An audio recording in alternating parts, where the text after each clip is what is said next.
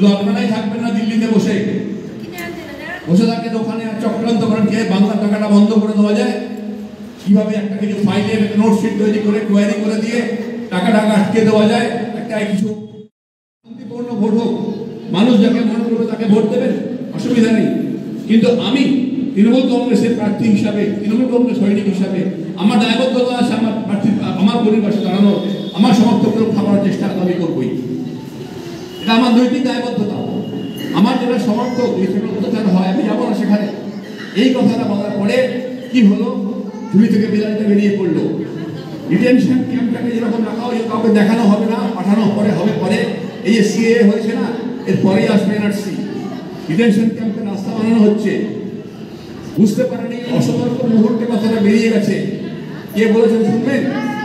রাজ্য বিজেপির মুখপাত্র, রাজ্যসভার সাংসদ শ্রমিক ভট্টাচার্য বলছেন আমাকে প্রথম পাঠানো হবে এবং আমার নেতৃবৃন্দকে ডিটেনশন ক্যাম্পে। শুনুন, ডিটেনশন ক্যাম্পে পাঠানোর আমাকে হুমকিটা শুনুন।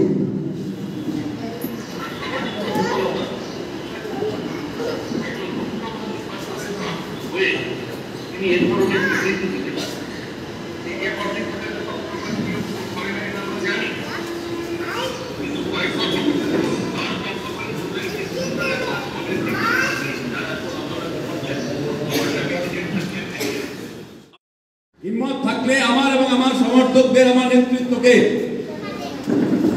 ডিটেনশন ক্যাম্পে পাঠানোর চেষ্টা করছেন। ভারতবর্ষে আইনটা আছে, আইনটা আপনার থেকে বেশি বুঝি। যে আইন দেখানোর চেষ্টা করছেন না, আইনটা আপনার থেকে একটু বেশি বুঝি। সামান্য ট্রাবল দেওয়ার ক্ষমতা রাখি আপনাকে আইনেই, আইনগতভাবেই। এই বক্তব্যের পরিপ্রেক্ষিতেই আইনি ব্যবস্থা নেওয়া যেতে পারে।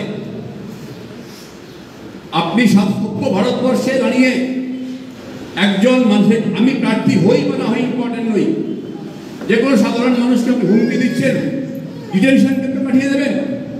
আপনার স্পর্ধা কত বড়, ঔদ্ধত্য কত বড়, জমিদারি হচ্ছে।